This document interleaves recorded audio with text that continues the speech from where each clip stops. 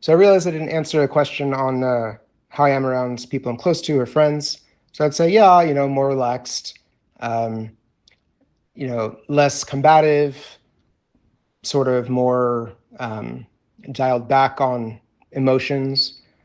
With the recordings, it is, I wanted, if I'm repulsed by someone's unethical behavior, I want it to come across in my like face and voice that I am repulsed, and I want the person listening to sort of also feel that, so I can like transfer that repulsion for unethical stuff onto you, the listener. Um, yeah, I think. Um, have you ever seen Star Trek: The Next Generation with Captain Picard? Um, that I think that character is a good explanation of. I used to say he was my spirit animal was Captain Picard. So part of the reason that I keep pushing and pushing on trying to get you to watch the rest of the videos and then listen to all the audio, part of it is there's lots of stuff that I can explain that if you hadn't yet gone through those, it either might not make sense to you, the explanation, or um, it might not feel as um, I don't know, impactful or special or something. So as an example, in the upcoming recordings I'm going to do soon, as soon as I have the time and confidence, um, strength, all of that. Um, so, like, why the talit? Why tzitzit? Right? Why techelet? Why eight strands tied into the 5 knots? Right? Like, there's things that I can explain about that once you hear them, they make logical sense and they feel like satisfying explanations, right? Like if you're going to make all of the Jewish men forever wear these fringes with this number of threads and this special dye from the Chilazon, right? If you want to make them do this, there should hopefully for God be some sort of reason um, that makes it worth it. Like if the answer is, oh, God likes, tassels. He thinks they look pretty. You see what I mean? How that isn't like a satisfying answer, but if there's like secret meanings that we can now, looking back, uncover in the Torah for some of these things, um, like now I can explain why 8, why Techelet, right? Like, and the explanations will make sense, especially if you've already gone through the whole 12 and a half hours plus all the reading.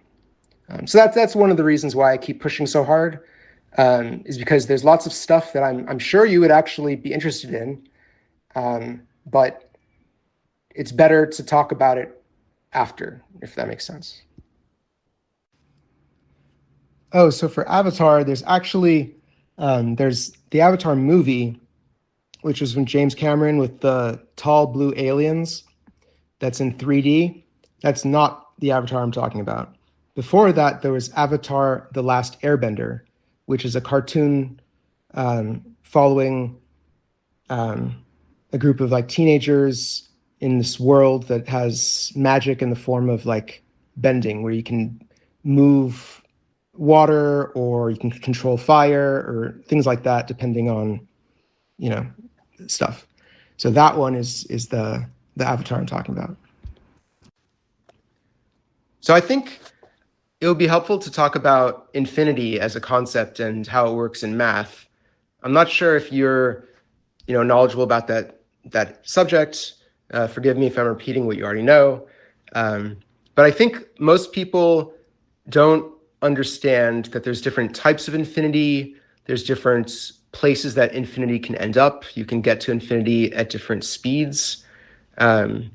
Like it's not infinity equals infinity. They're all the same, interchangeable.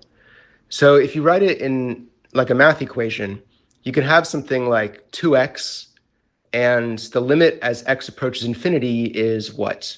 It's 2 times infinity, so it's infinity, right?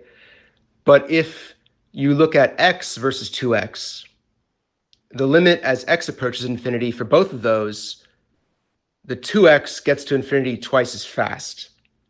So that same, um, I don't know if that makes it more confusing or not. Let me know. For an example also, though, like let's say you had x and you had x squared.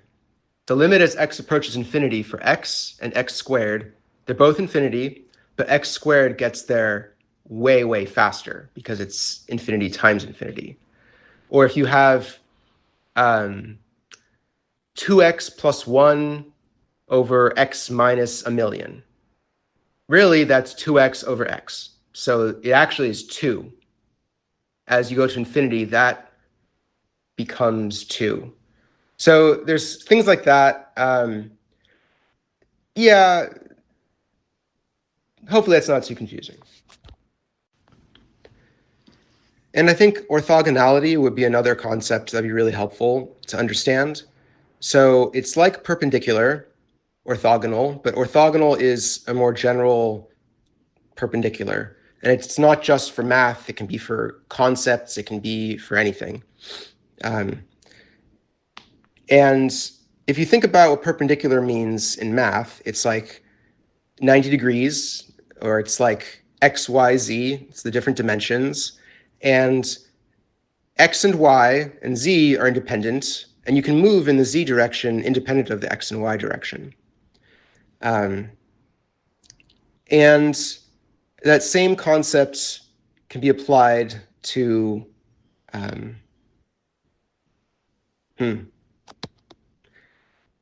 you could think about even the way people act and their effect on the world.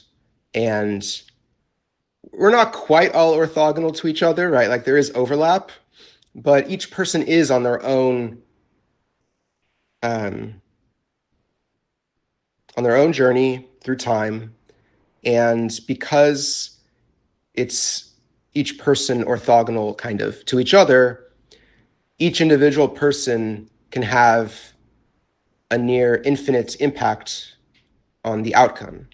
Because let's say you had an equation and it wasn't, x squared as the limit as x approaches infinity. Let's say it was x, y, z, the limit as x and y and z all approach infinity. And x, y, z are 3 different people, let's say. And each of those can go to infinity at a different rate,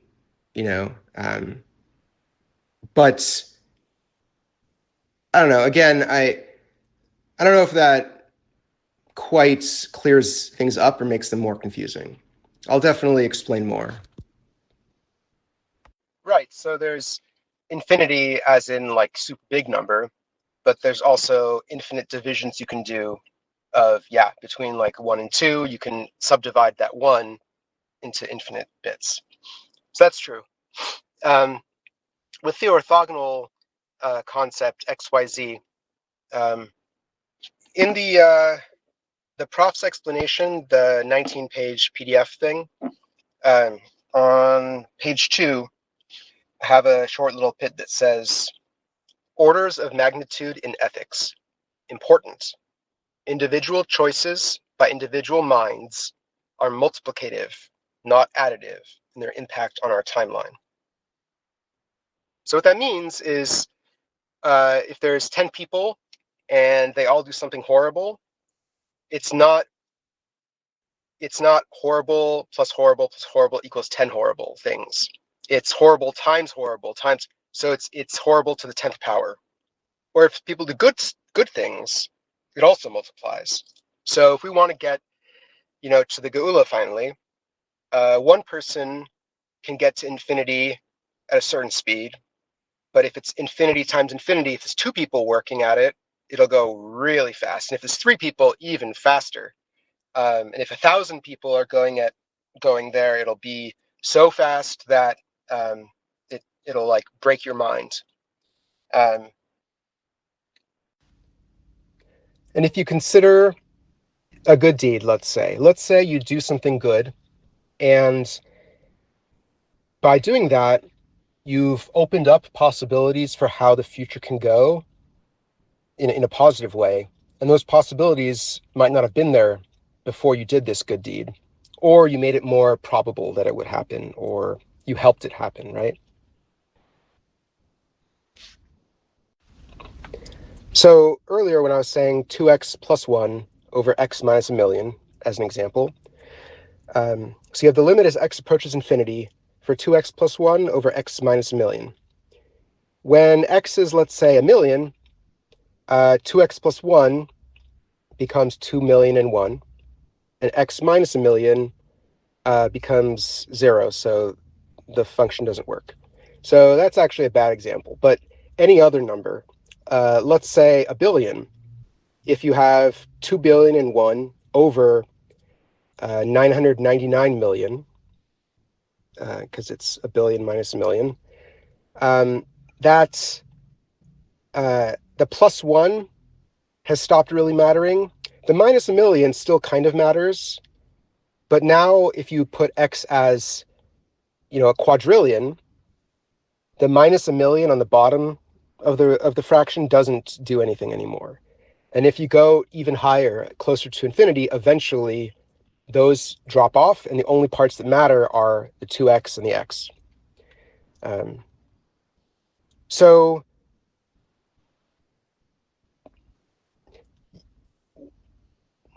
I think there's a lot of things in Judaism that are important and have been important historically, but many of the things are sort of like those plus 1 minus a million, where once we get closer to infinity, those things stop mattering as much, and the things that are more focused on like human beings and their well-being and the ethics that they can create in their lifetimes, like those things start to matter more.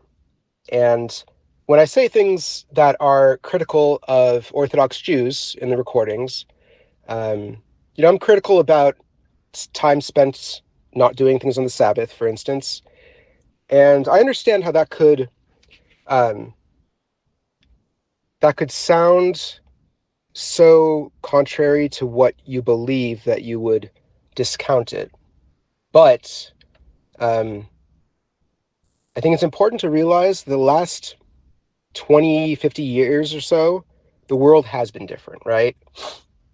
Even 20 years ago, I think 20 years ago, we had enough food for everyone on the earth. We really could have. Maybe 50 years ago, maybe we didn't really have enough for everybody. 20 years ago, we definitely had enough for everybody, right? Or, for instance, with organ donation. Until about 50 years ago, it wasn't a thing that you could like take someone's heart and transplant it into another person, and that person could then live for years afterwards using the other person's heart, and their body wouldn't reject it because we have special medicines we've created that prevent the rejection of the organ. Like, we can avoid infection during that. Surgery never existed until about 50 years ago. So when you have Judaism for thousands of years saying that organ donation is not going to be acceptable because we need to not do anything to the body after it's dead, we need to get it in the ground within a day if possible, etc. We need to guard the body to make sure nothing bad happens to it. If we now have technology that can, for instance, keep a body from decomposing, right? Keep it in a refrigeration or freezer or whatever they do at like a morgue. And, that new technology can open up possibilities that weren't there before, right? And, yeah, I'll send you another message in a second about the organ donation. So I don't think I sent this short little essay thing to you before. Maybe I did. This is a short little essay I wrote, not this last Yom Kippur or Yomim Noarim. It was the previous one, so more than a year ago. Um, I wrote this. If I could choose a message for all of Judaism to hear and consider on this Yom Kippur, and in the days we still have in this week before then, it would be the Rebbe Menachem Mendel Schneerson. He alone, among all the Jews alive in the world during the 20th century, he alone had the power to convince Jews to register as organ donors. He could have saved thousands and thousands of lives. So yes, I am extremely mad at him, understand? For the first time in the entire history of the world, doctors can transplant organs into humans in need, and it can actually work. We can even suppress the recipient's immune system rejection response. Incredible, amazing. To do something so beautiful as your body's last act, how godly. And Schneerson could have easily used the Holocaust to teach these lessons and to push and inspire the Jews in this way. In the Holocaust, many, many Jews were cremated and not buried at all. Are these Jews ineligible for the world to come because their bones aren't in the ground? The ethical outcome: God of the universe does not need your pristine corpse to bring you to the redemption. God can create Adam out of clay alone, wet sand. He does not need your bones and decomposed organs. Imagine the incredible example Jews could set here, a light unto the nations. The willingness to donate is itself the holy act. Your death does not always occur in such a way as to make organ donation possible. But if it were to be possible, you can choose to, now, preserve that possibility on the timeline of your lifetime. It is up to you, each individual Jew. As you pound your chest this Yom Kippur, consider how that heart you are thumping on could outlive you, could save a life, and how your lungs could breathe air into and out of another human's chest, and how your liver could filter and purify another human's blood for the rest of their lives. Can you, as one person, think of any other personal choices you could possibly make in your lifetime that would have this large of an impact on humanity? And if the Jews become registered organ donors en masse, the other peoples of the world will notice and can follow our example. In chemical reactions, there's different things that can limit the speed that the reaction occurs. Sometimes you can have a reaction that will spontaneously happen. As long as there's enough of the different components of the reaction, it'll just happen. Sometimes you need, catalysts that can help make it happen. Sometimes there can be a substance that is necessary for the reaction to occur, and there's only so much of it. And you can't make the reaction go faster than that, even if you wanted to. Or sometimes there's, a rate-limiting step is one of the names for this, where you have one part of a complicated reaction, and there's a rate-limiting step that limits the speed of the whole reaction. So let's say there's like 5 reactions that happen in a row. You have these 2 compounds. Once they react, then the product is reacting with this, and then that reacts with that. And let's say everything is in the container together. If there's multiple steps happening, but one of them is a slower one than the others, no matter how fast the others go, you still have the rate limiting step. So, in trying to get this to happen, there are a lot of rate limiting steps in between us and the Geula. Some of the rate limiting steps are like in reality, just like the way things are, we're humans. We do need sleep, even if it's only a little. Like, there is a limit to how much a person can accomplish in a day. Even though it's more than most people think, there is still a limit, right? But when you have 2 people or 3 people, etc., there's more. You can multiply your efforts. And sometimes there can be rate limiting steps. And if you're at a rate limiting step, yeah, it's like what can you do to get beyond that? Um, it's a difficult question. So if we want to get the Geula to actually happen, eventually everyone needs to get on board, including non-Jews, including, right, everyone. Um, and many of the groups, Christians, Muslims, Buddhists, atheists, people from whatever other, cultural backgrounds, um, they probably will not understand a lot of the mind virus, right? Having a Jewish background does make it so that you understand certain things that I'm saying and doing a little bit more. So eventually, yeah, people will have to come to the Jews to ask them for more, information and more guidance about what it means, this mind virus of consent, right? So that's right. All Jews will be Kohen Gadols, every single one. Yeah. So the fact that you were raised Jewish means that you will have extra insight that a non-Jew would not have when dealing with this. Um, so it seems like it probably needs to start with the Jews. And then once world news has, oh my God, the Jews are registering as organ donors, right? Let's say. That makes the news. People start to listen and go, what the hell's going on? And then you can have Christians be like, oh shit, the Jews said this. Uh-oh. And the Muslims, and everyone else, right?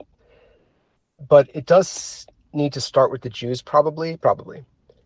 Um, and then within the Jews, there's different groups, right? There's the observant, the Orthodox, Haredi, whatever you want to call it. They're the ones who actually believe, right? They believe the Geula will happen. They believe Mashiach will happen. Like, right? Conservative Reform, I don't think they really believe. Reconstructionists, same. Um, so currently within Judaism, the rate limiting step is the Orthodox Jews because they're the ones who actually believe. So if the mind virus of consent can get through to them, then less religious Jews or Reconstructionists would then be inclined to listen and think about it. So it does seem like it needs to start with the religious Jews. Um, I'm not happy to put a lot of pressure on you, but the fact of reality is that it sometimes comes down to individual people, right? Like, um, for the splitting of the sea, maybe I'm getting the name wrong. It was like Nachman ben Adav or something. Like, my memory's not 100 on that, but like sometimes there is one person who has to take the first step, and then it happens. Um, yeah, yeah, and those are really excellent questions. So for the Rebbe, um, he would be thrilled, actually, if you think about it, um, that this is happening and that he is being used as an example in this way. It is sort of his job, and he would understand that the ethics lessons are the point of everything, really. Like that's why we're here. Um, so I talked in a previous message about Star Trek: The Next Generation with Captain Picard, and there's a really excellent episode called Darmok, Darmok. And in that episode, Captain Picard is um, stranded on a planet with um, an alien species with their captain. So it's Captain Picard and it's the other captain, and both of them are on this planet. And this other species, humanity and everyone else hasn't been able to communicate with them yet, even with their amazing technology and their, translation abilities through their advanced computing. They still can't understand these aliens. Um, and Yeah, a lot of stuff happens. Maybe I don't actually spoil the episode for you, but the point is, um, Picard and the other captain being on that planet together went through struggles and grew together, and they had a shared understanding afterwards. They had um, they could you could tell stories about the things that occurred on the planet between the two of them and use those stories to teach lessons in the future. And that is what we're here for too. That all the things that have happened so far in history, including lots of suffering, have provided us with this, these sort of raw materials to create art and to teach lessons. And because if you just have a list of rules, 613 rules, um, it doesn't really stick. It's not as impactful. But if you have stories around those, then it can last. So you do need the stories, right? So um, certain things were not possible before because the technology wasn't there. But if you had a sufficiently um,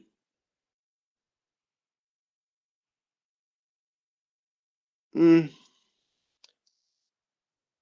if you could tell that there was a pattern to the way things happened in this world, and if you could align yourself with that pattern, then you would succeed more in what you were doing. And if you can construct rituals and other stories and things so that each generation stays focused on whatever, the goals are, then given mm,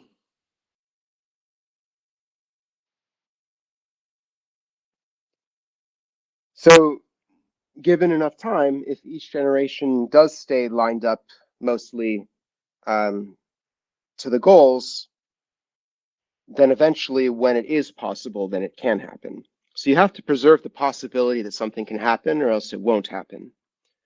So that's one of the most important things that Judaism has done this whole time, is to preserve the possibility that the Geula could even happen. Because as I explained to you already, it is like a bunch of chemical reactions that are all needing to happen. They're all overlapping and linked. And um, probably, at least, it seems like the beginning of the chemical reaction starts with the religious Jews, and then it goes to other Jews, and then it goes beyond that to everyone else. Um, so I told you before about um, chemical reactions that are waiting to occur. Um, so I think maybe if I give you some details that might help you understand. So as an example, there's a number of professors that I've tried to get to read and listen to and watch this project. I don't know how much of the project any of them have actually bothered with. It's quite likely that they took a look or a listen and at some point early on um, gave up on it, probably thought whatever negative things about my sanity, whatever, right? And even though that's the case, they still remember that it happened, that I sent it to them. They will still remember how they reacted. And if the rest of the world starts giving them the idea that maybe they should reevaluate and reassess that decision to not, do the whole 14 hours, um, when they finally do listen to it again, um, many of them are positioned in places where they can have humongous impact if they decided to. So it's like they're um, waiting to be activated. So one of them, for instance, is a professor I had at Columbia, music professor. So she was head of the music department at Columbia, and even though she was the head of the department, she still had to teach, and I think she liked to teach too. And um, everyone had to take like a music theory, music history, music listening course. So I happened to have her, and it was an amazing, amazing class, and really changed my life. Um, so she's also a professor at Juilliard, um, and her specialty, or one of her focuses, is Eastern European, like Jewish music. So that's what I mean, that she is not an Orthodox Jew. However, if the Orthodox Jewish community started making waves with um, news that they were considering certain ideas, maybe some of them had started to take up the challenge and had registered as organ donors, for instance. Um, and if it was in the news that everyone was listening and reading this mind virus of consent, then maybe she would. And once she would be, um, there were things that she would notice from her with her musical abilities that would um, interest her, get her excited to participate in this. Um, and yeah, so I hope that sort of makes sense, right? Another professor that is in possession of the mind virus um, is a virology professor, right? And another one is a political science professor. So there's all these people that um, are able to, at a moment's notice, propel this very far within their own worlds.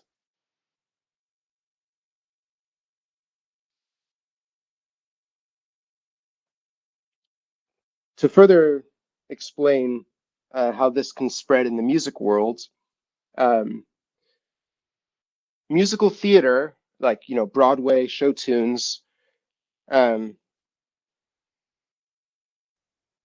there's a certain personality that is drawn to be in the theater, right? Like the theater kid, if you are familiar with that trope, or if you've met anyone who's a theater kid.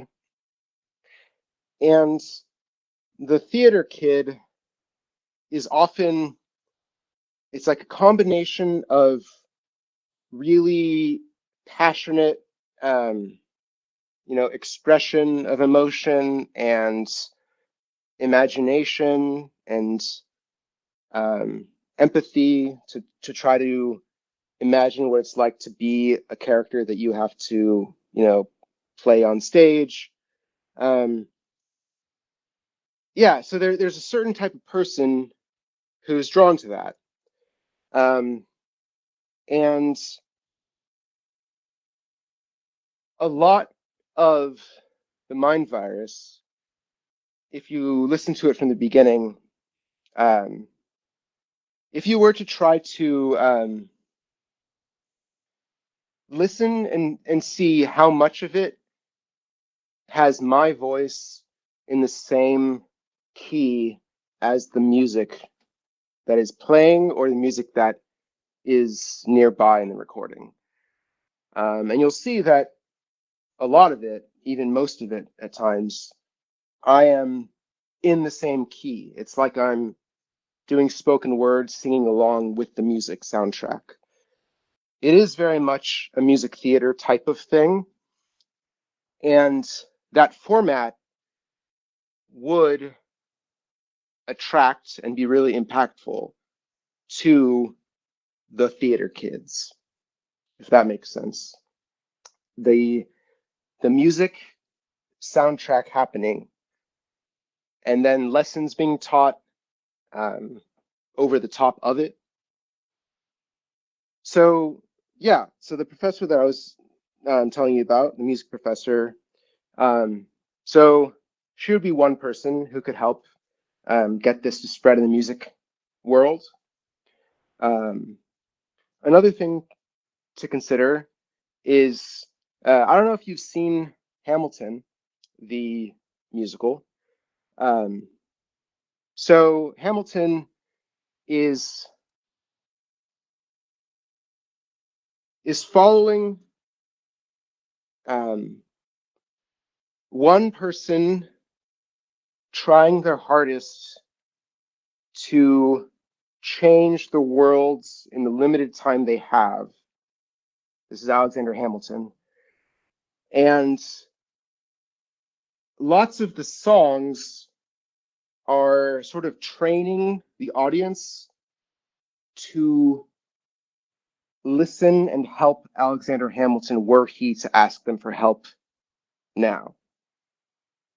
I know that might sound, I don't know, super complicated and roundabout or something, but like for instance, if you have listened to the Hamilton soundtrack, let's say, there's parts of it where the characters are singing about the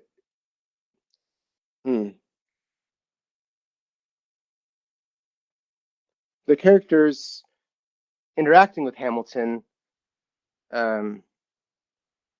Instead of in lots of movies, you'd have like the hero is the strongest one, the warrior. He wins the battle, and then the characters sing about that. In Hamilton, it's Alexander Hamilton writes essays and essays and essays to support the Constitution and make the United States be the way it is, right? And they're singing about that, and they're singing about the effort he's putting in, and so yeah, it's like Hamilton the musical is also helping to prepare a certain segment of the world for the Geula, right? The theater kids, Jewish or not. So they're ready,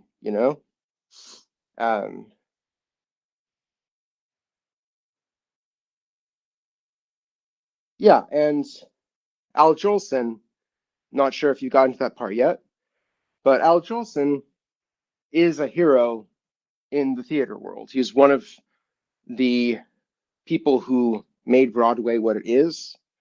So The Jazz Singer, the movie that I think that I talk about in the recording, The Jazz Singer is like the first, I think, talking picture in Hollywood, or the first full-length movie that has full audio, including there's sections where he's singing, and that was a new thing to have that on video, to have voices. And in The Jazz Singer, he's playing a cantor's son who goes off to Broadway instead of singing Kol Nidre. He's going to sing on Broadway. And it's a big, it's a really excellent film. Really important to history that this film happened too. So that's again what I mean, is that there are things in here that I put there for the theater kids to enjoy. I put them in for them also.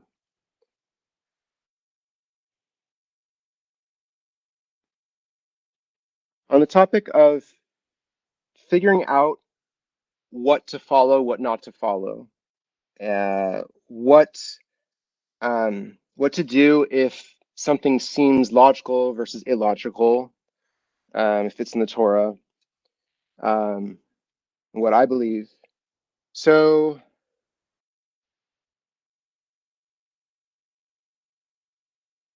in the 19-page explanation, which if you haven't read it yet, now would be a good time.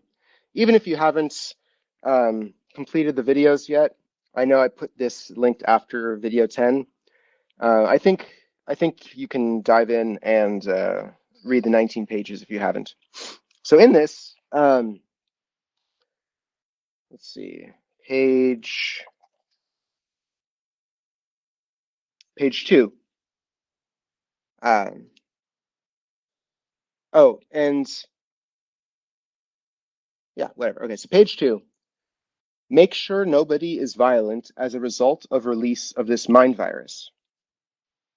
When creating a multidisciplinary mind virus, you must create self-checking mechanisms.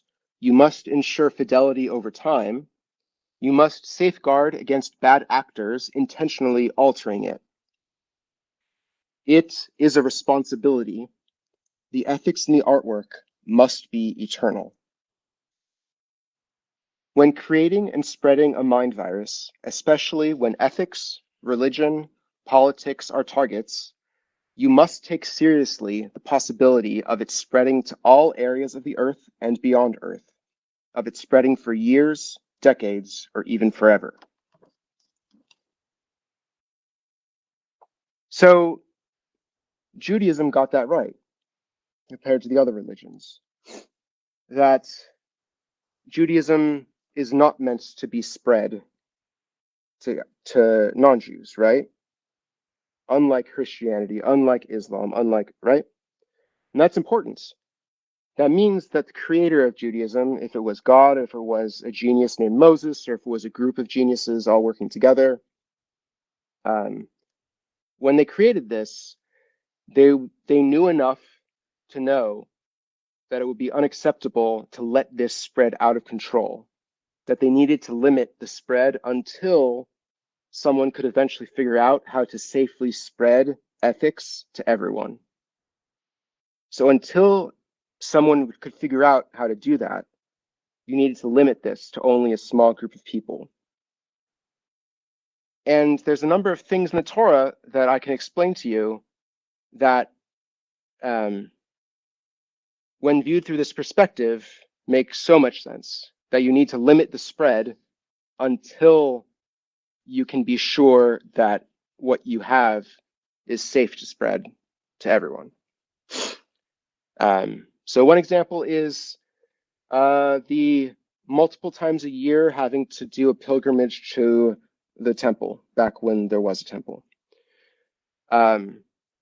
Everyone having to go to be counted, right?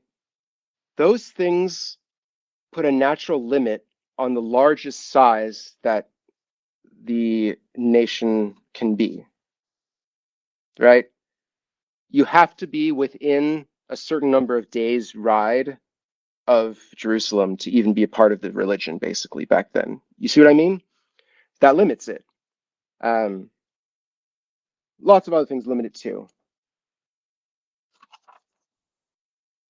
Now, if you are alive several thousand years ago, and there's enough weird stuff that you notice in your life to make you question the ideas that you were raised in, like let's say Abraham. If the universe is actually aligned with ethics at its core, the more ethical you are, the more successful you'll be in what you're doing in your life. And the more aligned you are with the right goals, the more things will sort of work out. And someone in Abraham's position, or Avram, someone in his position would have had some weird stuff in their life, and the weird stuff would Um, the weird stuff would, hmm, So the weird stuff in Avram or anyone else's life, it's difficult to it's difficult to comprehend how weird is too weird for reality. What is abnormally strange? What is just unusual or really unlikely? What let's say, I don't know if you've ever played Dungeons and Dragons, D&D, but there's all sorts of different dice. And there's not just dice with 6 sides, there's dice with 20 sides, 12 sides, a bunch. So, a d20, a 20-sided die, is a common roll that's done when let's say you want you know, your your wizard to cast a certain spell. You roll the d20, and if you get a 1, that's a critical fail and something bad happens to your character. If you roll, above like a 13, then the attack hits depending on stuff. If you get an actual 20, that's a nat 20, critical 20s, and then that becomes something even like more special for your character. So that's just a 1 in 20 chance, a 5% chance. And when you're playing a game of D&D with friends or something, even getting a 20, it happens, right? It's not so rare. It happens, but when it happens, it's like unusual enough that it's still a big deal and exciting and a big surprise that you rolled a 20. If you were to roll 5 d20s and all 5 of them all hit 20, that is extremely, extremely, extremely, extremely rare and unlikely. And it's hard for humans to really understand those kinds of big numbers. It's because our reality in our day-to-day doesn't look exponential usually. Usually things look a little more linear, where you have something in front of you and then something else, and it's like they're, added together or something. Um,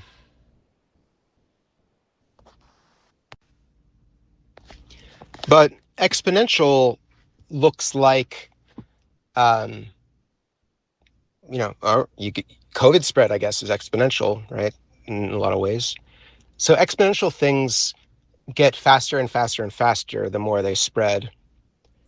Um, so in scientific notation, or scientific notation for numbers, you take a number and you write it as a power of 10. So let's say you have 500,000. That's 5 times 10 to the 5th, because 3 tens for the 1,000, 2 more tens for the 100,000. So that's 5 times 10 or it's whatever. Yeah. Let's say something's a trillion. So a million is 6, a billion is 9, a trillion is 12 zeros. So 10 to the 12th. And you have to remember that when you start to get into exponential numbers, at some point, usually faster than you think, you hit more particles than there are in the universe. Like you could say, this is one people get wrong a lot. They say, oh, a million monkeys hammering on typewriters, how long would it take for them to write Hamlet or Romeo and Juliet or whatever, right? How long would it take a million monkeys to do that? And a lot of people say something like, well, yeah, eventually they will, because infinity, if they have infinite time, they'll. But when I was talking before about how infinity, like there's different levels of infinity, the amount of infinity that is the unlikelihood of you accidentally typing Hamlet as a million monkeys, that is so unlikely that you would actually need multiple universes for it to even have a chance of happening. It's more unlikely than anything in the universe, basically, for it to just happen like that. That's what people don't understand about that argument. You can't say a million monkeys will eventually write any work of Shakespeare because there's infinite time. It is infinitely unlikely for that to ever happen.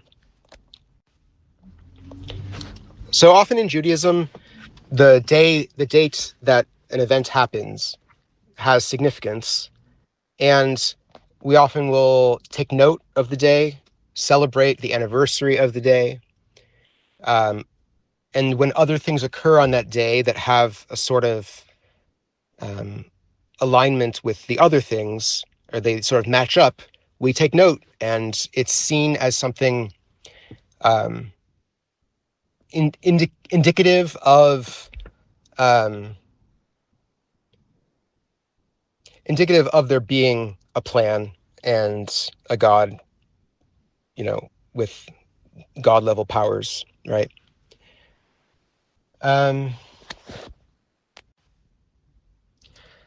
And so that's one type of coincidence, right? Coinciding. So that's a type of coincidence that Jews take note of. And it's one of the reasons why it's so important to have Shabbat and have this 7-day repeating pattern forever, because it forces us to keep track. You have to remember the dates, right? Imagine if God wanted to show something as a miracle by having something occur on the same day as something else that happened some number of years before. If the Jews aren't keeping track of dates, they won't even notice that special coincidence happened. So it's necessary to keep track of the calendar so that you can notice if weird things sort of happen, right? You have, destruction of the temple on this day, and then something else horrible happens on that same day, however many years later. So you notice when that happens, right? When something happens significant to the Jews, or someone or a Rebbe, is born or dies or takes charge of the movement or whatever, right? We keep track of those days. And it's completely understood in Judaism that it is miraculous that these things happen on the same day. Like, that is a bit of evidence that things aren't just random in this world. However, what's the unlikelihood of something like that happening? Like, if there's 365.25 days in a year, or however many there are in the Jewish calendar, so 365 days, if you're going to let's say you were a wicked person hundreds of years or thousands of years ago, and you wanted to mess with the Jews and hurt them, you might be able to take the knowledge you have of Jewish history and then intentionally do something bad to the Jews on the exact same day, just to rub salt in the wound and to hurt the Jews more, right? If you were evil, you could have done this. So, or it could happen randomly. And just so happened, 1 over 365 chance that you happened to do something horrible to the Jews on the same day as the temple being destroyed, let's say. But that's still treated as miraculous, these things that happen on the same day, even if they occur hundreds of years apart, if it's the same day. How much more, maybe infinitely unlikely, is it for important things to happen not just on the same day anniversary, but the actual literal same day, the same day in time, the same day in the same year? That is sort of infinitely even more unlikely that kind of thing happens, if that makes sense, right? So even less likely than that would be for two events to occur, not just on the same day, but at the literal exact same time. Two important things happening in the history of Jews, happening at the same time on the same day, different parts of the world, and the things that happen are things that are unfakeable, right? You could have a magic trick and pretend that you turned water into wine, right? That's a magic trick that a magician nowadays could figure out how to do that. But you cannot have a magic trick where you so yeah, I would urge you to look back at the previous messages. I wrote you about the finishing of this edition of the Mind Virus, that I finished writing it and sent it out on 2024-0713. And on that exact same day, and at the same time that I was desperately trying to send this out to various professors as witnesses, that was when the bullet missed Gog, Antichrist Trump, when it missed his skull by a tiny little bit, that was the same exact time that that happened. Even if it were the same day, that would already still be miraculous according to Judaism, right? It happened at the same time. So that is infinitely even more special and unlikely. So that's something that is really necessary for you and others to understand, that I'm not required to do miracles, right? But if I do have miracles that happen, you're supposed to pay attention and listen to me. And I can think of, I think if you think about it for a bit, you will realize that the unlikelihood of that happening, that there would be a human being that horrible, Donald Trump, that he would have a movement called MAGA, right? Magog, MAGA. How infinitely unlikely is it that there is a movement called MAGA led by the Antichrist? You see what I mean? That is even more infinitely unlikely. That was there in reality, that they are called MAGA. You see what I mean? So it is infinitely unlikely that there would be a political movement anywhere in the world that is basically called Magog. That's infinitely unlikely. Also infinitely unlikely is that it would be in the United States of America, the most powerful country on Earth, that it would be the president of the United States in charge of this. That's even more unlikely, and that he would have a movement called MAGA. And assassination attempts on presidents, ex-presidents, presidential candidates are really rare, right? There's only been I think 3 American presidents who have ever died assassinated. And even when a bullet misses the president, it's a big deal. When the bullet missed Ronald Reagan, it was a big deal, but it missed him by a lot. This time, the bullet missed by the tiniest, fraction of an inch, a fraction of a second. You can watch a video of it. And he turned his head to quickly look at something. And that exact moment he turned his head, the bullet went by. And if he hadn't turned his head at that exact moment, the bullet would have hit his skull and he would be dead. So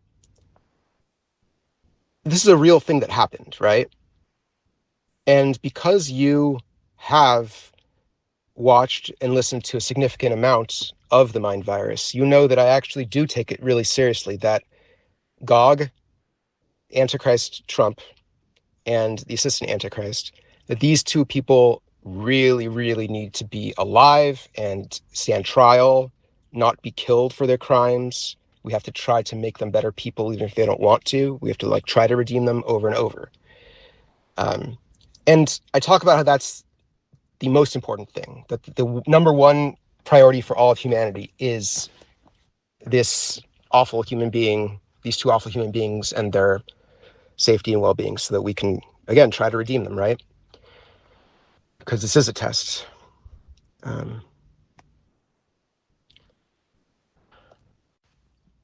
In the mind virus, the number 1 and 2 priorities are, redemption of the Antichrist and assistant Antichrist.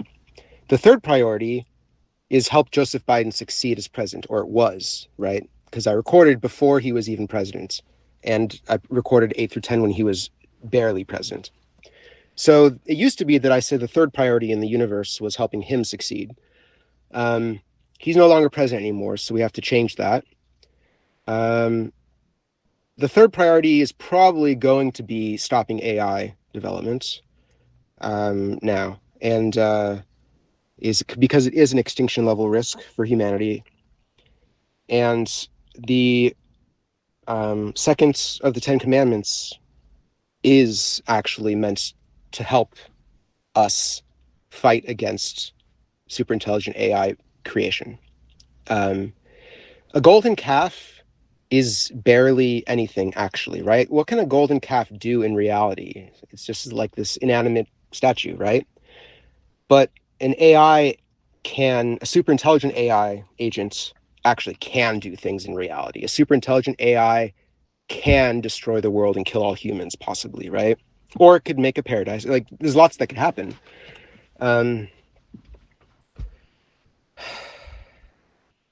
Yeah. Earlier in the thread, I wrote you a bit of a riddle or question. Let's see if I can scroll back and find it.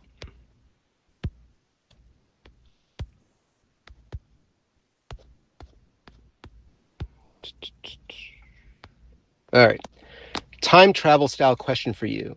If you somehow knew ahead of time that what you were currently writing/recording would absolutely 100% eventually be read, heard, watched by billions of people, what is the maximum amount of good you could accomplish, set in motion through those writings, recordings? What creative strategies could you employ? What delayed action instructions could you insert into it? How could you bring peace between nations while also critiquing those nations? So if you'll notice, hopefully you've noticed, that I do things in the mind virus using that assumption that this will eventually go viral and be listened to by billions of people. That I can give people names, right? I can name someone as being the human embodiment of the Garden of Eden snake and say he's a senator in the United States. He's still a senator. He's still there right now, right? I can talk about this person, and that name is going to stick eventually, and it will put pressure on him and other people to act a certain way. I have instructions to different judges, different politicians, right? There are things in there ready for them to have their little homework assignments and to improve. So again, once this finally does start spreading, it can very quickly have impacts way beyond just the Jewish world. Earlier, you asked about resurrection of the dead, other sort of supernatural things that are supposed to happen, and how I reconcile those things with, my atheism. So, I have to operate under the assumption that we have to do it all on our own as humanity, that we just have to figure it out, right?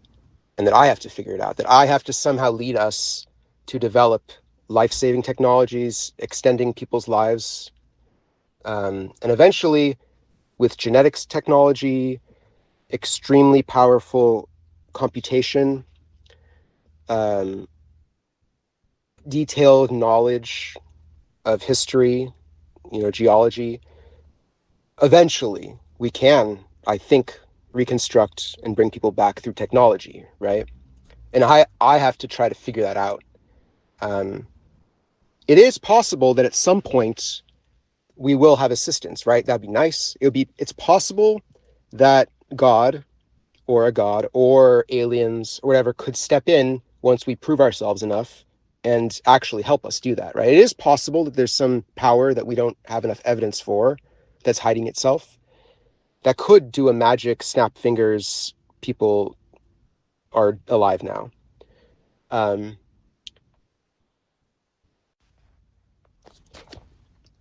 But until that happens, until we actually get surprise help or something, it is up to us. And we need to put our full effort into defeating death. And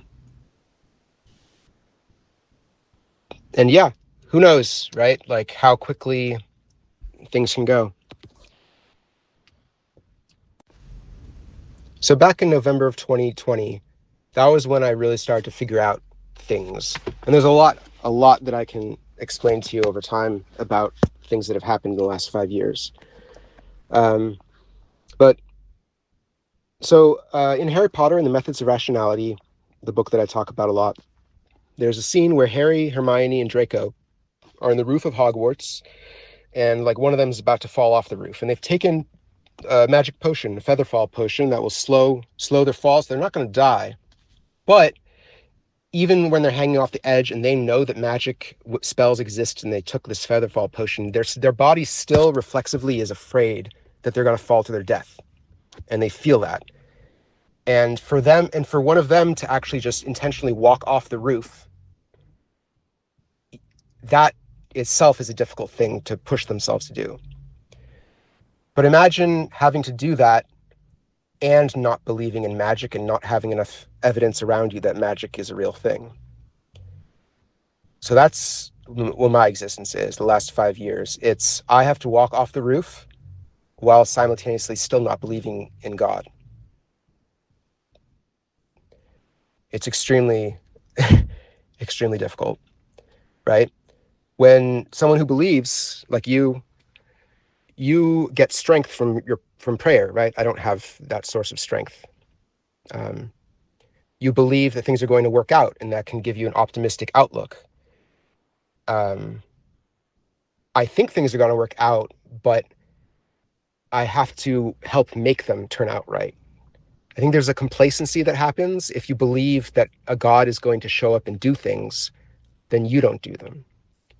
And I think, even though it sounds bizarre, I think it did need to be an atheist Jew who would do this. It had to be a Jew who was knowledgeable enough and was raised to do this, but that person then needed to leave, gain lots of knowledge of the world, look at Judaism from a different perspective, and decide that they needed to push and make it happen, and that they couldn't rely on a God to do it for them. So you have to do it yourself. Right? I think channeling Yechida also has needed this, right? That if you think about it, I don't think God believes in God, if God exists, right? Or God doesn't pray to God. God doesn't pray, please God, may you succeed, blah, blah, blah. God, do this, right? Humans pray to God. I think God prays for humanity to succeed. I think God would pray, blessed are you, humanity.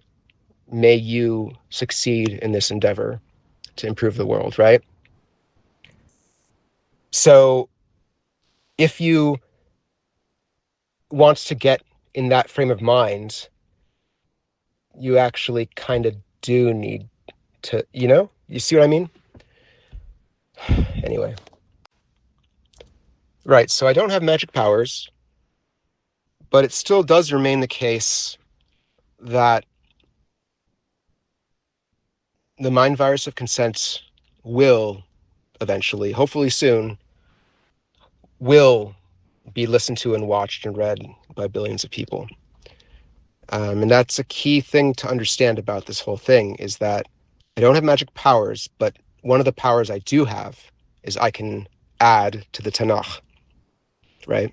That's something that I can do. So the mind virus of consent will be there, right?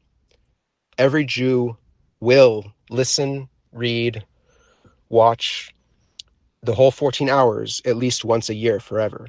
That is going to happen, right? And you personally will probably do the whole 14 hours like 10 times within the next year. Truly. And if you can try to approach it with that frame of mind, the frame of mind of this is worth my time, this is urgent and important, other people are relying on me, I hope that can push you to complete, the 14 hours, because then you will be in a good place to share it with other people.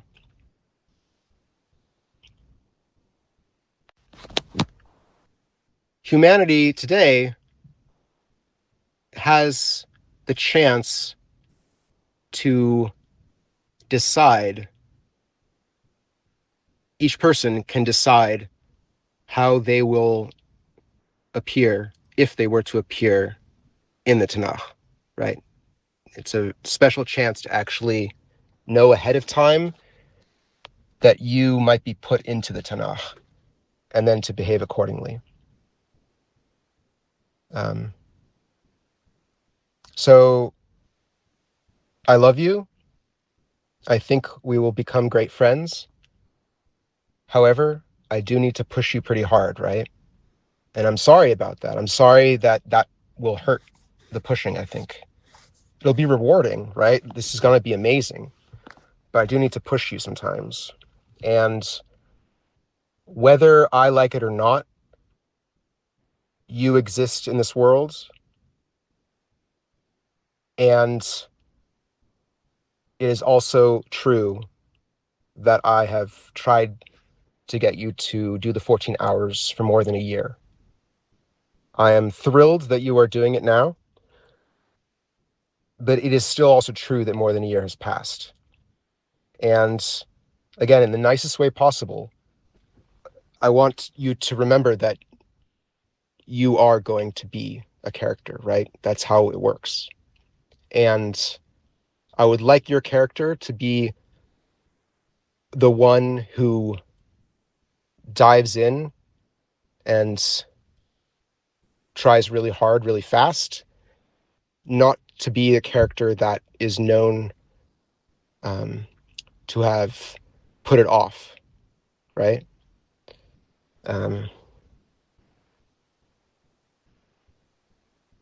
Right, yeah, like, hey, if tomorrow, Wednesday, I don't actually know what you do professionally. I don't think we talked about it, but maybe you should take a sick day tomorrow, right?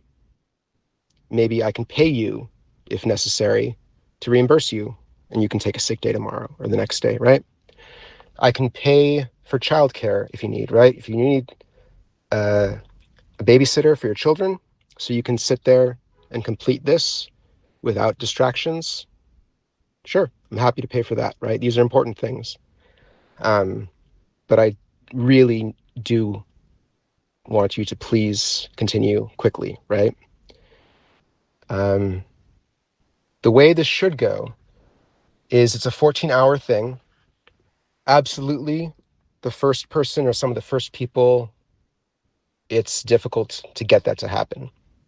But once it starts spreading, remember how things can grow exponentially, and that if 10 people and then each of them spreads it to 10 and then 10, how quickly it can spread.